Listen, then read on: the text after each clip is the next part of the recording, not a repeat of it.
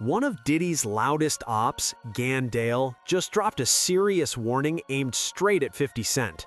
According to him, Diddy, plus some very powerful industry players, are already lining things up behind the scenes to take 50 down. And he didn't just speak in vague threats either. He pointed out one very specific thing that's already happened, and once you see it, it's hard to ignore. They kicked this off by highlighting something I personally never noticed before, and honestly, it pretty much confirms that the wheels to destroy 50 Cent are already in motion. This all started from what looked like a simple Instagram comment, but after some digging, they realized the comment was actually 100% true, and that's where things get messy. Your phone, I want to get your take on this.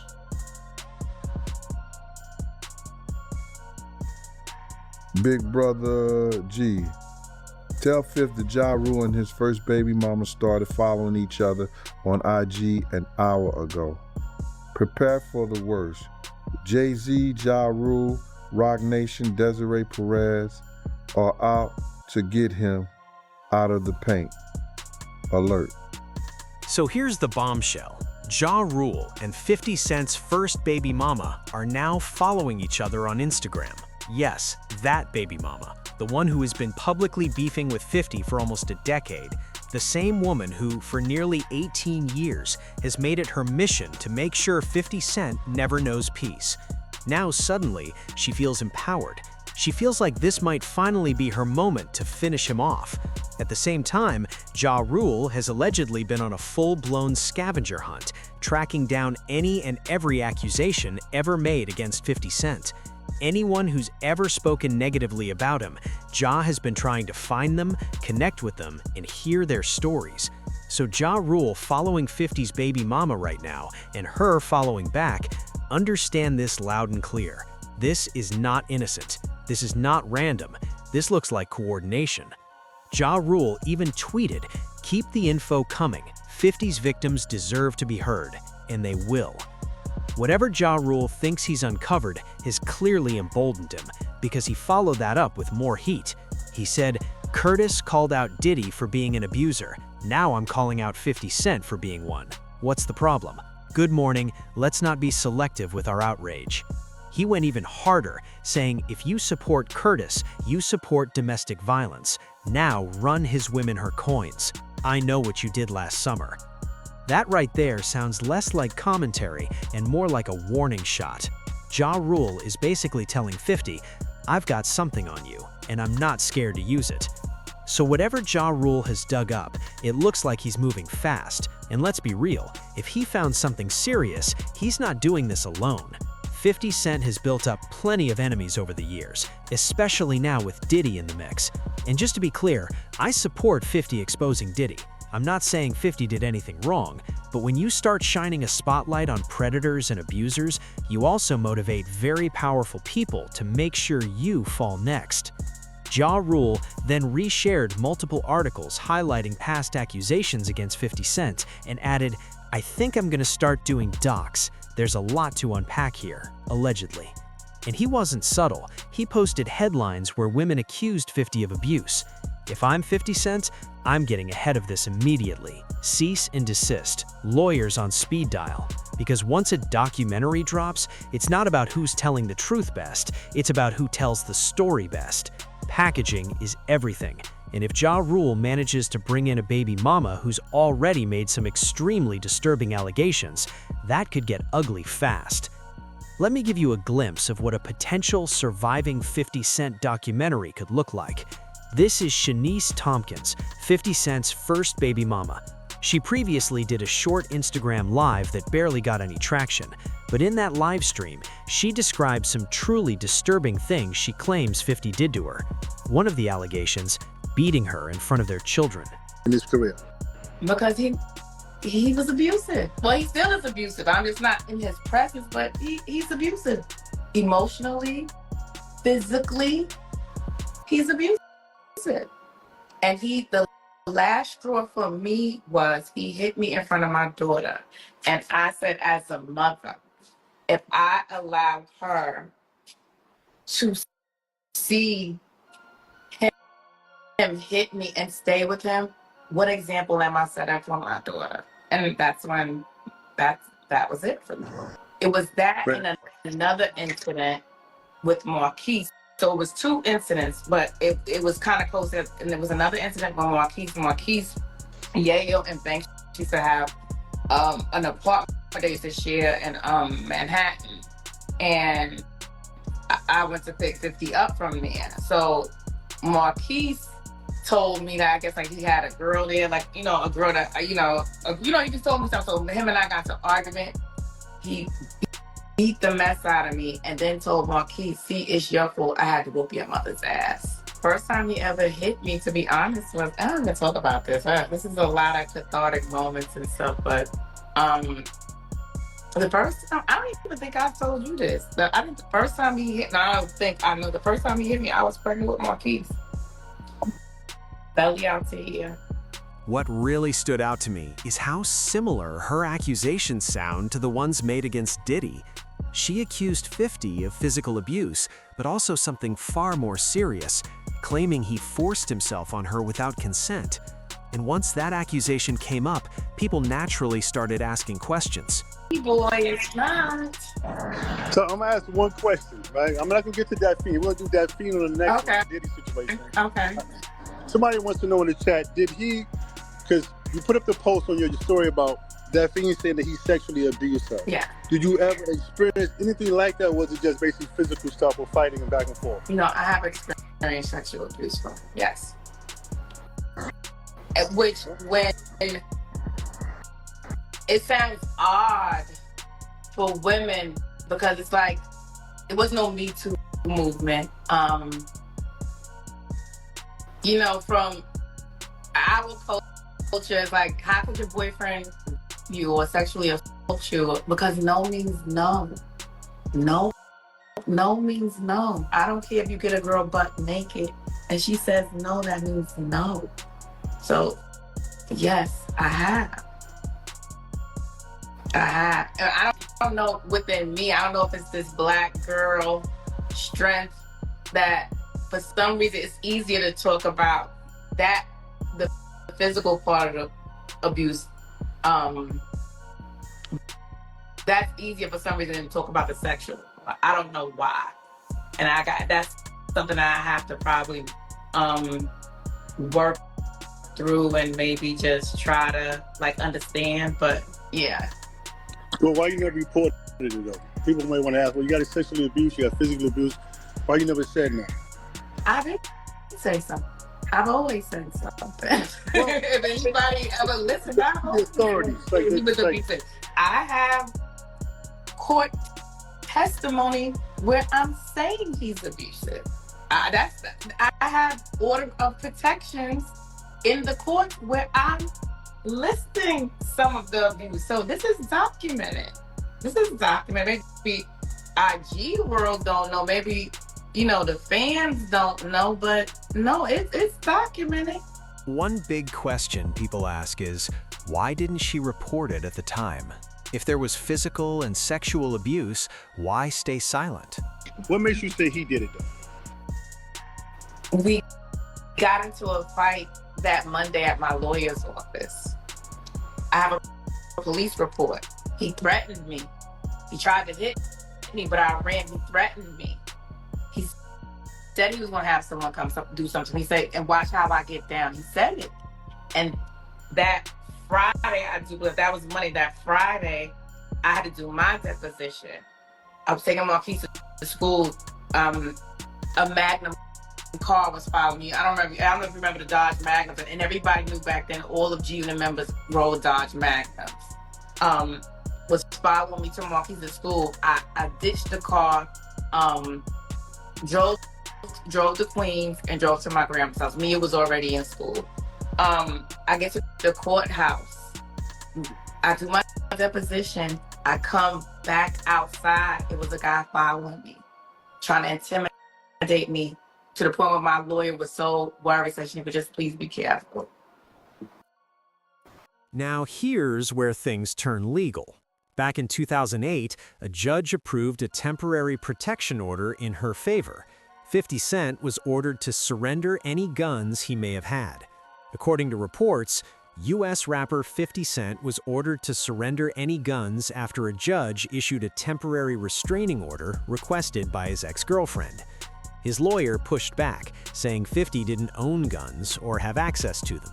The order also barred 50 from contacting Shanice Tompkins, the mother of his 10-year-old son, without court permission. At the time, both sides were locked in a bitter legal battle over money. She argued that 50 promised her half his estate through an oral agreement. Now, this is the part that hurts her credibility for some people. She was never his wife, just his girlfriend, yet she went to court claiming she deserved half his wealth. Critics argue that the restraining order and accusations were financially motivated. But here's where it gets complicated. She later explained that she was living in 50's $2.4 million Long Island home with their son.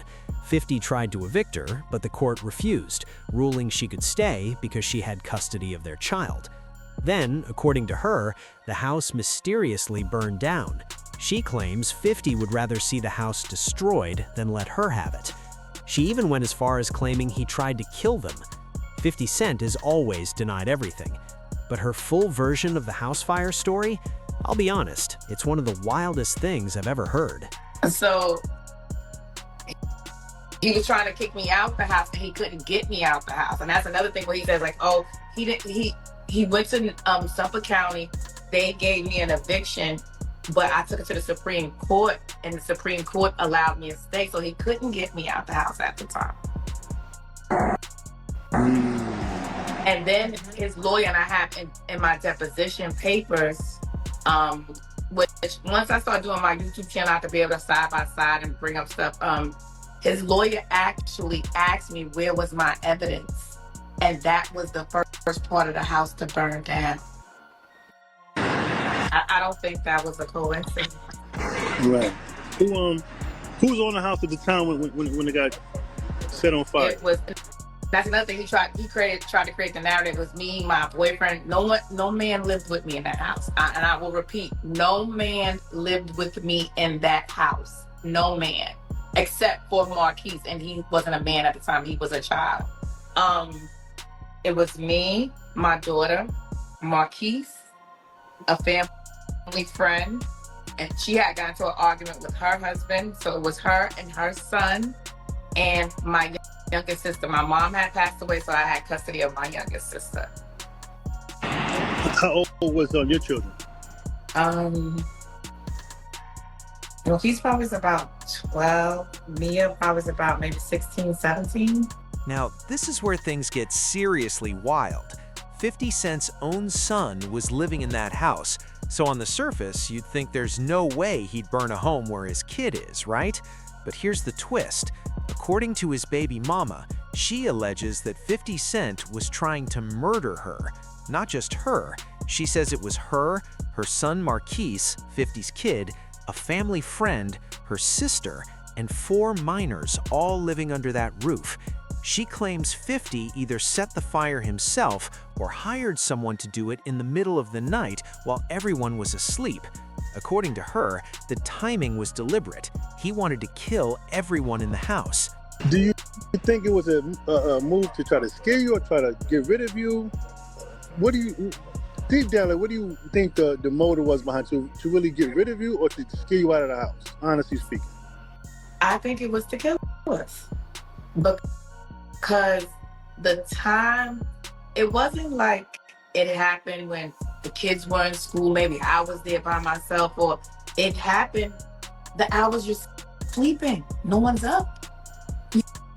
It was still dark outside, to the point where when I heard the glass shatter, because what happened was Marquise was sick that day. Even though I was going to take him to school, like I said, the car was following me, but he was sick. So I was like, you know what? I'm going to ditch this car. I don't feel safe taking him to school, but I'm going to take him to my grandma's house. So Marquise was sick that day. I could not sleep. And that's why I said, I don't want to get all holy roll on everybody, but that's when I say, if you don't know God is real, I feel sorry for you. Because I could not sleep. At the time, I was sleeping downstairs in the guest room. Everyone else was upstairs. I waited. Like I said, a close family friend, her husband, and they got into an argument. So I waited for her, or I slept on the couch in the family room. I brought her in the house, set her upstairs, and I stayed in the guest room downstairs. I could not sleep. I kept waking up. And so I said, you know what? I said, Marquise, I said, let me go check on him, because Marquise had a habit of throwing up in his sleep.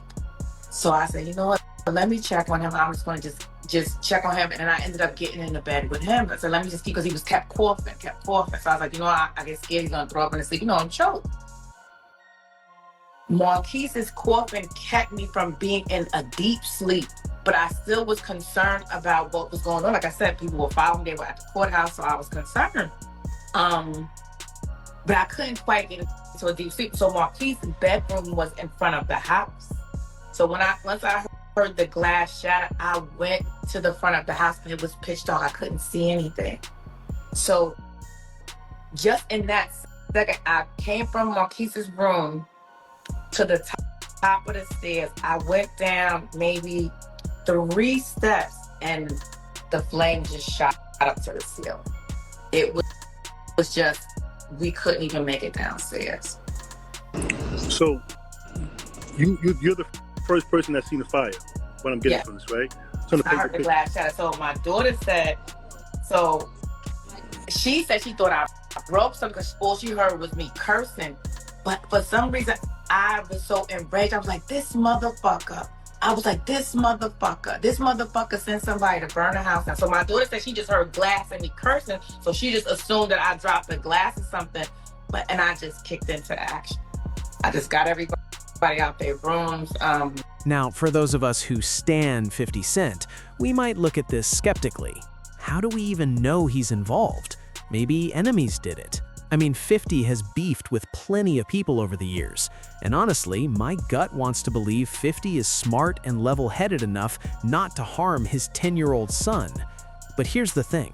She claims she's got receipts. From 911 calls to interviews with detectives and media reports, her story hasn't changed. She says 50 Cent threatened her and orchestrated this. From day one, her stance has been consistent. 50 Cent did this. We had like a little bonus room upstairs, like we had like a couch and a television and stuff.